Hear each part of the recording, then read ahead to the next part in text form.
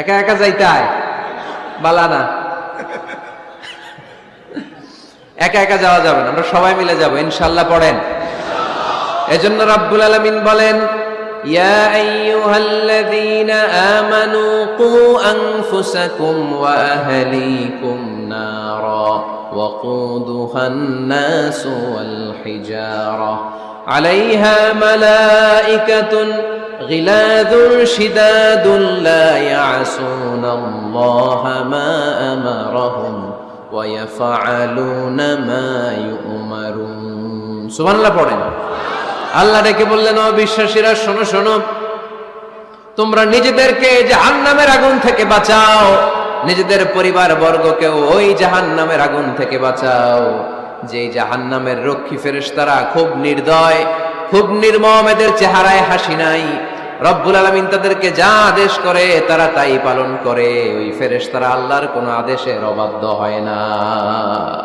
ওই জাহান্নামকে ভয় করো, আর জাহান্নাম থেকে নিজেও বাঁচো, নিজের পরিবারকেও বাঁচাও। নিজেও বাঁচতে হবে, পরিবারকেও বাঁচাতে হবে, নিজেও জান্নাতে যেতে চাই, আব্বা আম্মা স্ত্রী সন্তান ভাই বোন সবাইকে নিয়ে জান্নাতুল ফেরদাউসে থাকতে চাই, ঠিক কি না? এজন্য রব্বুল আলামিন বিশ্বনবীকে আদেশ করলেন, ওয়া'মুর আহলাকা বিস-সালাতি ওয়াসতাবির আলাইহা। ও নবী, আপনি আপনার ফ্যামিলির সদস্যদেরকে সালাতের আদেশ করেন এবং নিজেও সালাত পালনে সচেষ্ট হন। একা একা সালাত পালন করলে হবে না, আপনার পরিবারের সবাইকে আপনি মুসল্লি বানান। নিজেও সালাত পড়েন, সন্তানদেরকেও সালাত কায়েমকারী বানান। আপনি একা একা নামাজ পড়েন, আপনার ছেলে নামাজ পড়ে না, এরকম আছে না নাই? বাবা নামাজ পড়ে, মা নামাজ পড়ে না, আছে না নাই? ভাই নামাজ পড়ে, বোন নামাজ পড়ে না, আছে না নাই? আচ্ছা, আমি জান্নাতে থাকবো, আমার মা থাকবে জাহান্নামে, এটা ভাল লাগবে? আমি থাকবো জান্নাতে, আমার আব্বা জাহান্নামে, ভাল লাগবে কার কার? আমি থাকবো জান্নাতে, আমার ছেলে মেয়েগুলো জাহান্নামে।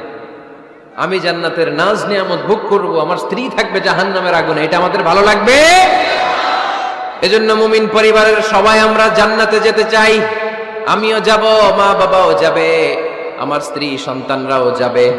এজন্য রব্বুল আলামিন বিশ্বনবীকে বললেন, নবী নিজেও জাহান্নামের আগুন থেকে বাঁচেন, আপনার পরিবার বর্গকেও জাহান্নামের আগুন থেকে বাঁচান। নিজেও বাঁচেন, পরিবারকেও বাঁচান। এজন্য মুসল্লি ভাইরা সাবধান, একা মুসল্লি হয়েন না। ইসলাম পালনকারীরা সাবধান, একা ইসলাম পালনকারী হবেন না। ফ্যামিলির সবাইরে মুসল্লি বানাইতে হবে, সবাই মিলে ইসলাম পালন করতে হবে, সবাই মিলে ঘরটার একটা জান্নাতের টুকরা বানাতে হবে, ঠিক কিনা? মুমিন জীবনে পরিবারের গুরুত্ব অনেক বেশি। ফ্যামিলি হচ্ছে এই পৃথিবীর সর্বপ্রথম ইনস্টিটিউশন, প্রতিষ্ঠান। এক একটা পরিবার এক একটা কি প্রতিষ্ঠান, ইনস্টিটিউশন। গোটা বিশ্বে যদি ইসলাম পালন নিষিদ্ধ হয়, আমার পরিবারে আমার ইসলাম পালনের সুযোগ আছে না নাই? কথা কি বুঝতেছেন? বাংলাদেশে ইসলাম পালন নিষিদ্ধ করে দেয়া হলো, মসজিদে যাওয়া নিষিদ্ধ করে দেয়া হলো, তাফসির মাহফিল নিষিদ্ধ করে দেয়া হলো, জুমার খুতবা নিষিদ্ধ করা হলো, ইসলামের সব অনুশাসন পালনকে রাষ্ট্রীয়ভাবে নিষিদ্ধ করা হলো। কিন্তু আমার পরিবারের ভেতরে ইসলাম পালনের সুযোগ আছে না নাই? আমার বেডরুমের ভিতরে কেউ নিষিদ্ধ করতে পারবে কিছু? কথা বলেন। এজন্য গোটা বিশ্বেও যদি ইসলাম পালন নিষিদ্ধ হয়, আমার পরিবারে ইসলাম পালনের সুযোগ আছে না নাই? এজন্য পরিবার অনেক গুরুত্বপূর্ণ। মুমিন পরিবার এটা আল্লাহর পক্ষ থেকে নেয়ামত।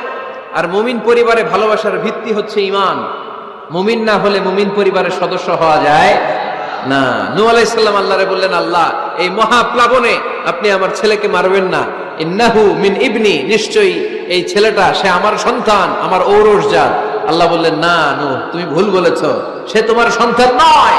ঔরসজাত হলেই সন্তান হয় না, ঈমান আনা লাগে। চিল্লায় বলেন ঠিক কিনা?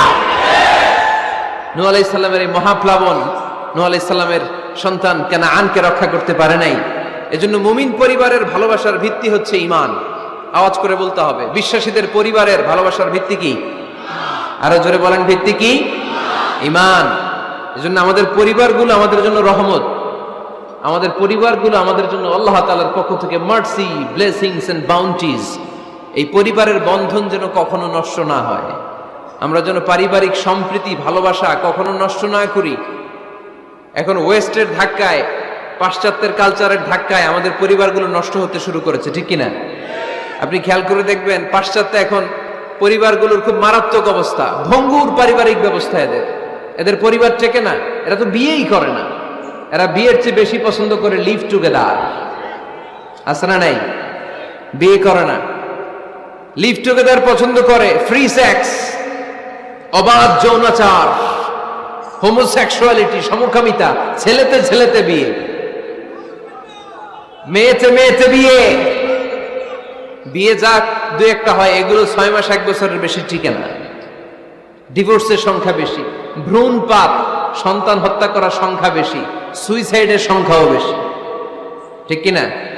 রাইফেল একটা নিয়ে বের হয়ে রাস্তায় 4-5 জনকে শুট করে, পরে নিজের মাথায় নিজে গুলি করে নিজেও মরে যায়। কেন যে এগুলা করছে সে নিজেও জানে না। এরকম বিকৃত মস্তিষ্কের লোক পাশ্চাত্যে আছে না নাই? কারণ এদের পরিবার নাই, কারো বাবা আছে মা নাই, কারো মা আছে বাবা নাই। এজন্য পরিবারগুলো আল্লাহ তাআলার পক্ষ থেকে আমাদের জন্য নেয়ামত, অনেক বড় রহমত, অনেক বড় বরকত। এজন্য ইসলাম পরিবার গঠন করতে বলেছে, ইসলাম পরিবারকে সংরক্ষণ করতে বলেছে, ইসলাম এই ফ্যামিলি ইনস্টিটিউশনকে আরো শক্তিশালী করতে বলেছে। চিল্লায় বলেন ঠিক কিনা?